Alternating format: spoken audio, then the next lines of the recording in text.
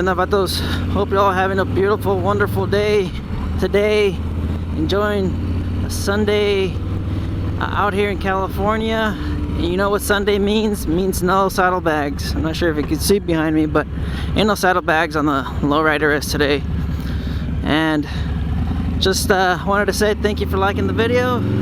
Thank you for subscribing to the channel. Let's go ahead and get on with the topic of today's ride. Just wanted to share a story with you guys about how the dealership fired a mechanic over calling OSHA. Yep, that's right. The dealership went ahead and got rid of a mechanic for calling OSHA, and they didn't get in trouble for it. And why was that? Well, you know how I told you guys about the courtesy wash, the VIP treatment in that other video? Now, the dealership has, most dealerships, they have car wash machines, and those car wash machines, they have those big arms. It's not a touchless car wash or anything like that. So, and the dealership, we tend to have vehicles, you know, that are older. So some of them that have, you know, I'm not sure if you guys seen them before, maybe you guys are young, but people my age will know the power antennas.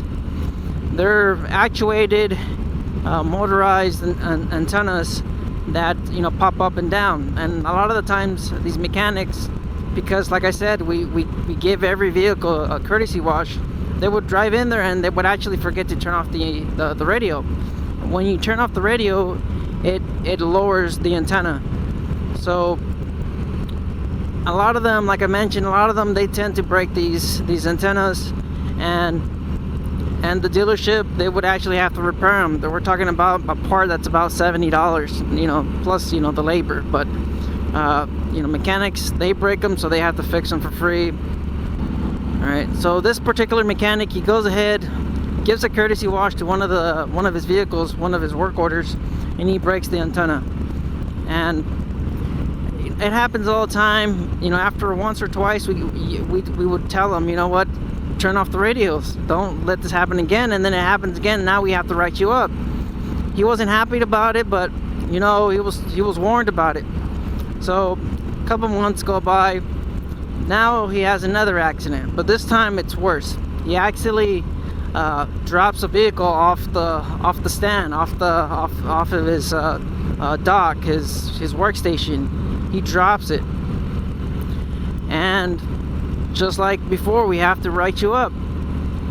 But this time he was adamant, and he was 100% just, it wasn't his fault. He was blaming it on the mounts, the rubberized vehicle mounts that, you know, lift the vehicle up. He was blaming that. He warned the service manager, you know what, if I get written up for this, I'm calling OSHA. You disloyal, fool-ass, bitch-made punk. So manager still writes him up. You know, he would actually get even more upset if you were to tell, you know, your boss something like that. If you write me up, I'm calling OSHA. So he calls OSHA. A couple weeks go by, we get a visit. Now OSHA calls and, you know, just confirms about a complaint about an employee, and after this, I mean, we all knew who it was, and we knew it was a really bad idea for the mechanic to do such things. And so we kind of tried to prep up and get ready for the visit. Now, I'm not sure when the last time they had a visit like this, or I don't know if they had a fire department visit or any such thing. I mean, we were really out of code with a lot of stuff, and OSHA showed up, and boy, they had a long list for the dealership to fix, and we all had to kind of pitch in and get the repair shop up to code. And like I mentioned in my other videos, my dealership has 2 repair shops. So then we had to do quite a bit. We had to update fire extinguishers. We had to, you know, change them out. I guess the ones we had were old already. There's an amount of distance allowed between each fire extinguisher. So we had to add a couple extra, and then we also had to label the lines, the compressor air, the water, the oil, all of this stuff. We had to go ahead and label every single line, and it wasn't as easy as it sounds, there's also another requirement. They're supposed to be at least 8 to 10 feet apart, the labeling. So we would have to label the lines every 10 feet. So I mean, it was a headache. It was a pain in the ass. On top of that, we also had to clean the whole shop. We had to make sure all the workstations, all the docks were clean. A lot of the equipment that was really dirty. A lot of the equipment was dirty.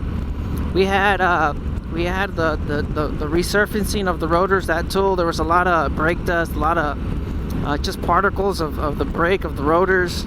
That was all over the place. We had to get that cleaned up.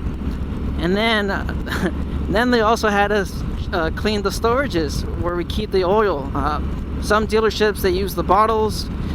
This particular dealership, this repair shop, we had a big old, I don't know, 50 or 100 gallon container for our oil, and every time we get filled up, it's not 100% clean. There's always going to be a little bit of spillage, so that was pretty much everywhere, and so we had to clean that up too. All of this stuff had to be cleaned within about 2 weeks, or maybe within 2 weeks, just so we could keep on keeping the doors open, so we could keep on working on customers' vehicles. And yes, it was a headache, mainly for my service manager.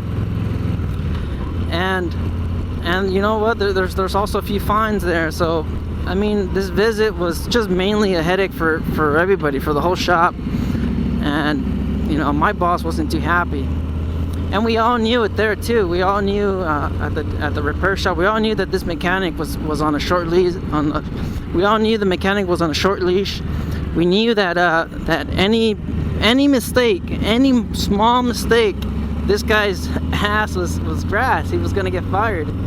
No doubt about it. All of the service writers we were all spoke to each other. We're like, man, this guy just painted a bullseye on his back.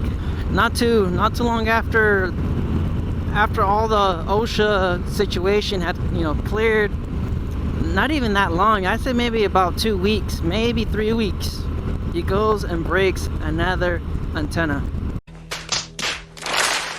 That's right, he broke another one. So we all knew this, this is his last antenna at the repair shop, at the dealership, that he was gonna break, because we all knew he was gonna be fired. And that's what happened. They called him in. That was his third write-up for damaging property at the dealership. So it was technically legal, and the dealership doesn't have a union, so they got rid of him. No legal dispute, no anything. That was it. So I guess moral of the story of the day is, if you call OSHA and your employer, you're painting a bullseye in your back. And you know what? Honestly, he could have just accepted the write-up and kept on working there. But like I said, he was pretty much, he was positive it wasn't his fault. But I don't know. I don't know if it was his fault. I don't know if it was his fault or if it was the mount itself. I don't know. But I mean, for sure, you do not call OSHA, or you do not threaten calling OSHA, or anything. You just kind of give it a few weeks. If you really want to get back at them, you give it a few weeks. Let the heat of the topic or whatever happened, let it die down, and then call OSHA to kind of get back at your employer. But don't do it right after the write-up. I mean, it's gonna be obvious who called them. So thank you for tuning in. Thank you for liking the video. Thank you for subscribing to the channel. If you guys like motorcycle content, go ahead and subscribe to the channel. All right, just stay out there, stay safe, stay vigilant, careful what you read. Later.